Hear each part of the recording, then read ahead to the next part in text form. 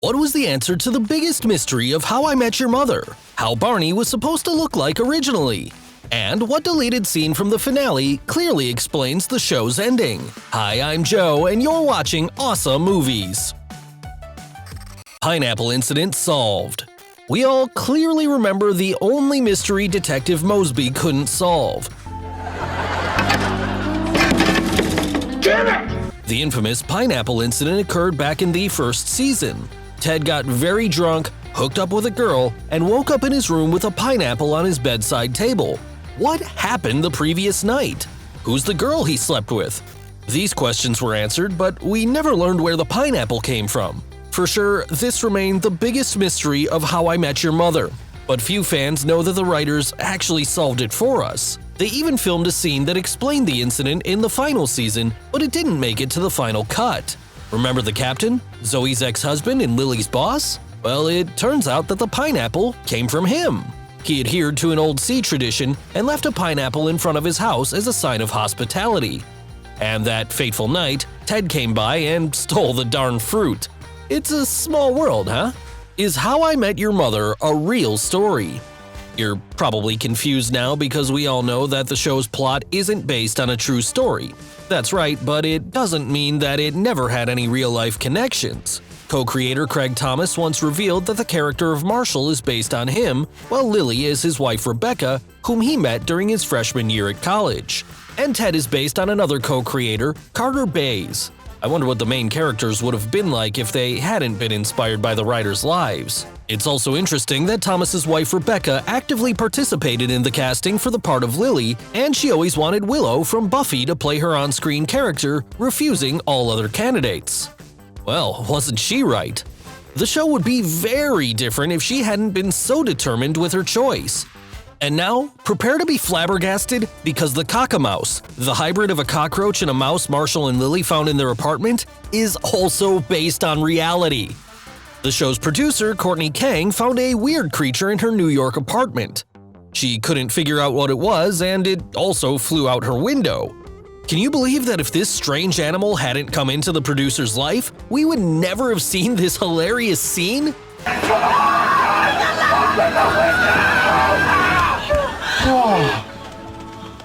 It can fly!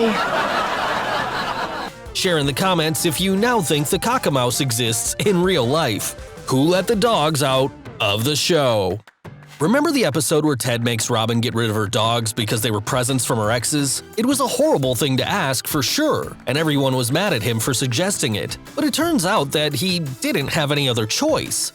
The thing is, Josh Radnor, the actor behind Ted, is allergic to dogs and just couldn't continue working with them on set. They even had to have paramedics on set at all times, just in case. That's how severe his allergy is. And at some point, they decided to write the dogs off to end Radnor's suffering. So don't think too badly of Ted, he just did what he had to do. I wonder if we'd have seen more funny scenes with Robin's dogs if Radnor didn't have an allergy. Have you met the original Barney? Who doesn't love Barney? He's the favorite character of most How I Met Your Mother fans, and we can't imagine the series without him. So now, just think about it. What if Barney was a completely different character? He was supposed to be, after all. As Neil Patrick Harris recalled, the Barney he read about in the original script of the pilot episode was a Jack Black, John Belushi type. So the actor initially doubted whether he could play him. I thought, at 6 feet tall and 160 pounds, I probably would not be thought of as that guy, the actor commented. But it turned out that the show's creators wanted Harris to play the role and were open to changing the character as he'd like. So that's what he did. He created the elegant, awesome, suited-up Barney as we know him. I'm awesome. Aren't you glad he did that? I know I am, and I can't even imagine a Jack Black-type character instead of the Barney we all know and love. Could be cast members.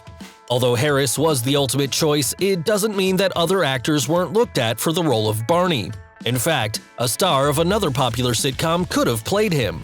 It was The Big Bang Theory's Jim Parsons. Can you imagine? I mean, we're so used to seeing him as an awkward, ingenious physicist.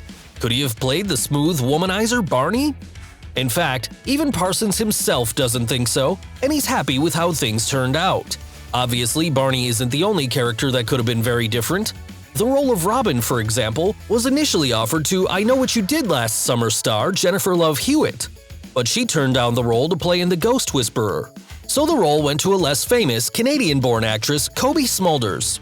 Plus, before casting Josh Radnor, the show's creators wanted to see the Felicity actor Scott Foley as Ted. And even Stella, Ted's could-be wife, was supposed to be played by someone else. The writers initially imagined Alicia Silverstone in the role, but she refused for a reason that'll surprise you. She knew that Britney Spears was going to play her assistant and didn't want to be overshadowed by a less important character. But Sarah Chalke didn't mind at all and shone in the role of Stella. And now, let's learn more about how they picked the actress for another major part. The casting of the mother. She obviously was the most crucial character. I mean, even the title was about her. So casting for the role of Tracy was the responsible thing to do. However, it wasn't as difficult as it might seem. As Carter Bays said to Entertainment Weekly, casting director Marissa Ross saw Kristen Milioti in this role 2 years before they threw out a casting call. During this time, they were able to get familiar with Milioti's work and make sure that she had suited the part very well. But although everyone loved her audition, there was at least one hiccup on her way to becoming the titular mother. At some point, producers started worrying about casting Milioti because it seemed to them that she and Allison Hannigan looked a bit too similar. Allison recalled, "They wanted to look at us next to each other to see if they were going to change her hair or something because they were a little worried that we looked similar. So I had to go stand next to her, and we had some people look at us together." I have no idea why anyone thought that they looked similar. I mean, they have entirely different appearances, don't you think so? How the ending could have been different. And since we've arrived at the topic of the mother, it's time to talk about the show's ending. When the show was just beginning, the writers had no idea how they were going to end the series. They wanted Ted and Robin to end up together, and for that, the mother probably had to pass away, but they didn't know anything for sure. At that point, the show's fate mostly depended on the ratings, so the writers had to have a backup plan in case it was canceled. And this backup plan was Victoria. She was supposed to be revealed as the mother if the show ended after the first or second season. She'd be a perfect candidate for that, right? She and Ted were so lovely together after all. But it wasn't supposed to happen, and we saw a completely different outcome. Want to hear a more detailed analysis of the ending of How I Met Your Mother? Then watch the video about it on our channel. I'm telling you, you're going to feel differently about the ending once you watch it. But first, watch this video till the end, because we have 2 more awesome facts in store for you. The most heart-wrenching scene was deleted. Can you guess which scene I'm talking about? It's one of the few sequences deleted from the series finale, and it shows Tracy's funeral. According to Allison Hannigan, they filmed this very short scene, but then everyone thought that it was way too heartbreaking for fans to watch, so they cut it. But for Hannigan, it was perfect. "I was like, that's what I want," she said. "I want my heart ripped out and slammed on the floor and stomped on." The actress also thinks that including the scene would have made the finale better. Everyone would see Ted mourning his wife's death. We'd get some kind of closure instead of just seeing him with Tracy for 1 minute and then back to Robin again. Too bad this scene never saw the light of day. Unlike the next sequence we're going to discuss. Ted and Robin tease the ending. And in another scene that was deleted from the final episode but included in the DVD set, Ted and Robin meet for lunch. Tracy is still alive and Ted is happy with her. Misunderstanding Ted's question about how they ended up there, Robin admits that he was the one she should have been with. You were my best friend, Ted. You were more than that, and I miss you.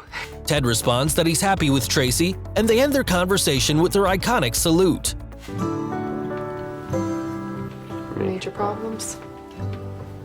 It was perfect foreshadowing for the ending, and yet the scene was cut along with a few others because the finale turned out to be way too long. Interestingly, in their conversation, Ted and Robin also discussed her being involved in bullfighting. It linked to one of the earlier episodes where Ted said that Robin realized her dream by traveling the world as a reporter and even becoming a bullfighter once. Isn't it a shame that the scene was deleted? Do you think that it was way too important to end up on the cutting room floor? Share in the comments. Don't forget to subscribe to our channel and stay awesome! Thanks for watching!